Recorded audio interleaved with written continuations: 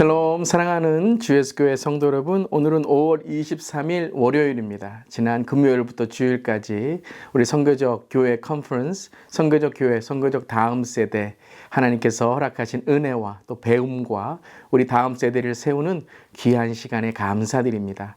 계속해서 이제 배우고 세웠으니 열매 맺고 또 그 열매를 또한 나누는 그런 우리 교회 되기를 바랍니다. 아멘. 오늘 찬송가는 331장 영광을 받으신 만유의 주여 함께 찬양하시겠습니다.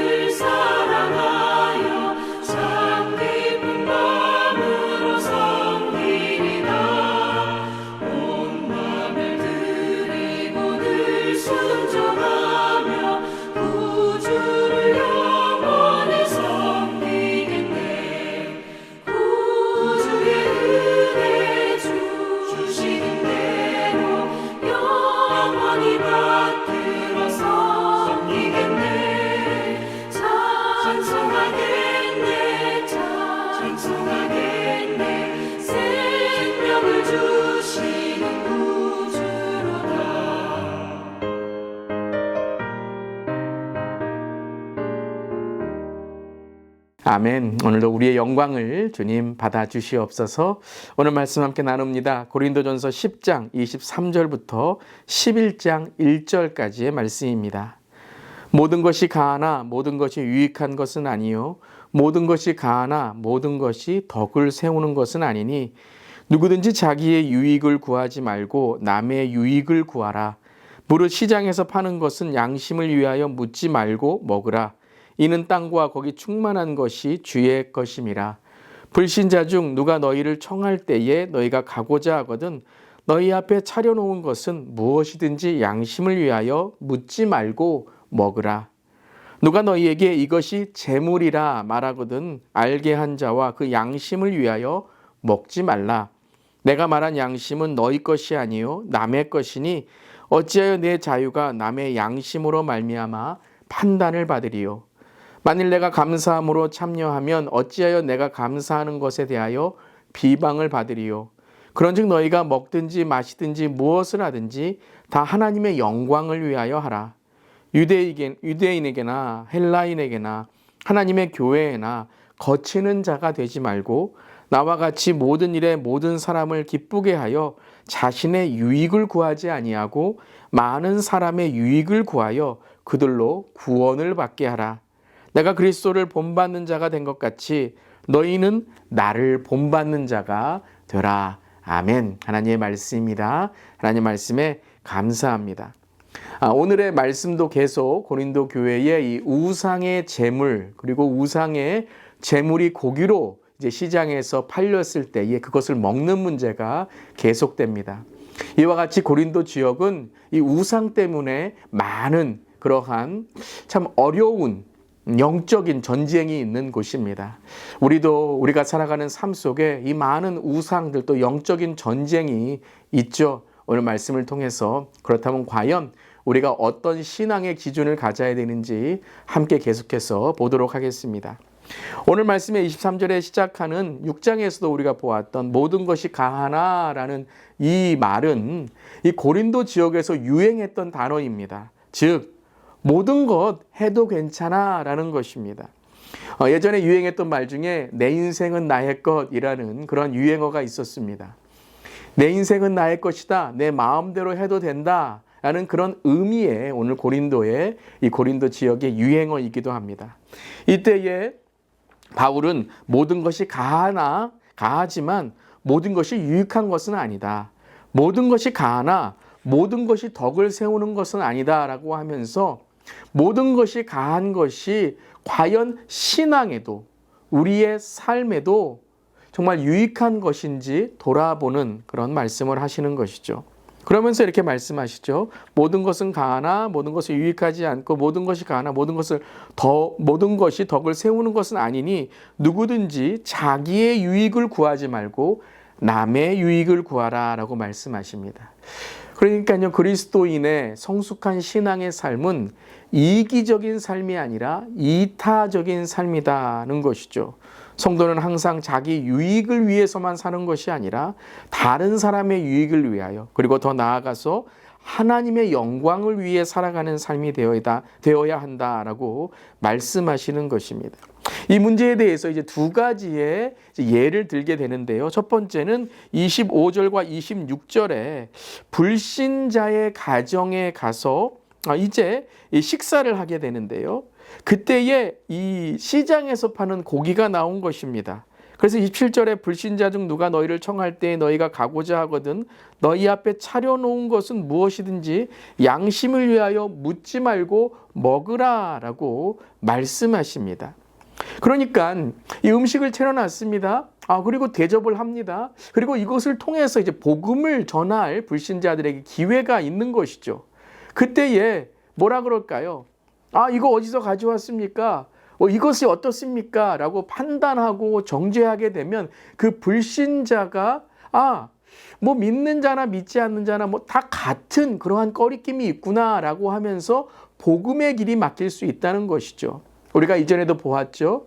하나님은 모든 것의 주님이시고 음식과 음료는 단지 우리가 먹는 것으로만 끝나는 것인데 그것으로 인해서 우리가 하나님께 대한 신앙이 변하게 된다면 그럼 우리가 우상을 섬기는 자가 아니냐. 하나님은 우리에게 참 신이기 때문에 그걸 먹는다고 해서 우리에게는 믿음의 그러한 강함이 있는 자들에게는 이것이 아무런 거리낌이 없는 것이다. 먹으라 라고 말하게 되는 것이죠. 자, 여기서 우리가 잘 알아야 됩니다. 이것은 먹고 안 먹고의 문제가 아니라 그 불신자에게 복음을 전하는 기회, 그리고 참 신이신 하나님은 모든 것에 능하신 하나님이다라는 복음의 그러한 전도의 기회를 만들라. 그러면 먹으라라는 것이죠.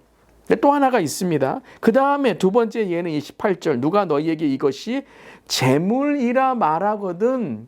자, 오늘 저는 이 말씀을 들으면서 아마 의도적으로 이것에 대해서 어떻게 반응을 하는가. 이게 재물입니다. 우상에게 드렸던 것입니다라고 말할 때는 어떻게 된다고요? 단호하게 이것을 먹지 말라라고 말씀하시는 거죠. 왜요? 나는 괜찮지만 이미 그 사람이 말했을 때는 이것이 우상에게 바친 것이다 라는 전제하에 지금 먹으라 라고 한 것이죠. 또 질문한 것입니다. 가끔 저도요, 목회 가운데 또 상담 가운데 어떠한 이러한 문제들, 우상의 문제뿐만 아니라 이 세속적인 문제에 대해서 질문을 할 때 이 의도를 가만히 생각해 볼 때가 있습니다. 이분이 정말 고민이 있어서 이분이 정말 예수님을 믿으려고 정말 잘 믿기 위해서 하는 질문인가? 아니면 때로는 어떠한 의도적으로 어떤 넘어뜨리려고 하거나 아니면 자기는 변화하지 않지만 누군가를 정죄하고 판단하기 위해서 하는 그러한 질문인가, 이런 의도를 한번 되살펴 볼 때가 있습니다. 오늘도 바울은 그 문제입니다. 이 제물에 바쳤다라고 이미 말하잖아요. 이것은 죄다라고 말하잖아요. 그때는 단호하게 이 죄를 끊어야 된다라는 것이죠. 왜요? 내 자유가 아니라 내 양심이 아니라 그가 이것을 보고 또한 이것 또한 복음을 막는 일이 된다는 것입니다. 오늘 말씀의 핵심은 딱 하나이죠.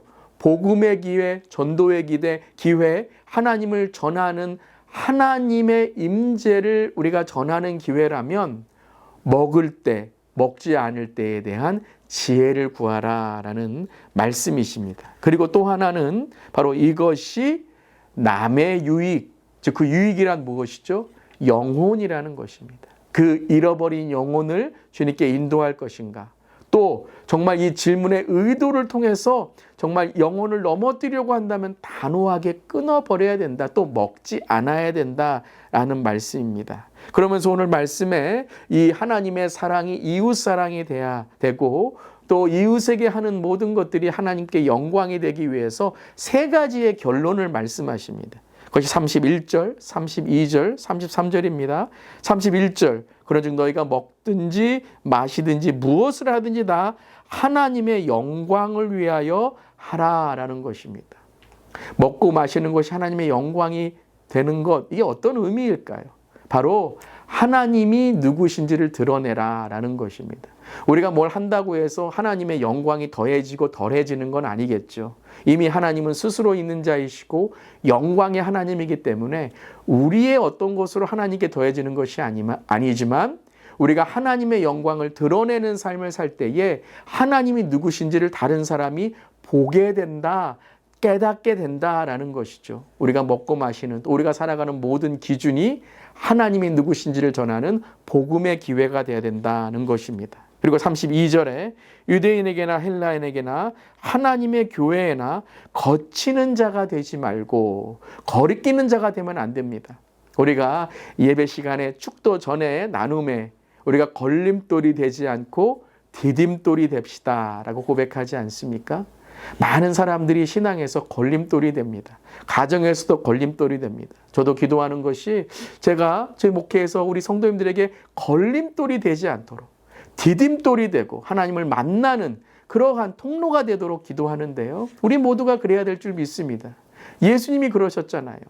중보자 되셔서 주님께로 구원으로 인도하는 분이 되셨고 우리 성령님도 오늘 우리를 보혜사 성령님으로 도와주시고 이끌어주시고 깨닫게 해주시는 것입니다. 그렇다면 우리가 예수님을 닮은 삶이라면 닮아가는 삶이라면 바로 걸림돌이 되면 안 됩니다. 특별히 우리의 말과 행동과 또한 우리의 삶이 하나님께 인도하는 디딤돌이 돼야지 걸림돌이 되면 안 될 줄 믿습니다.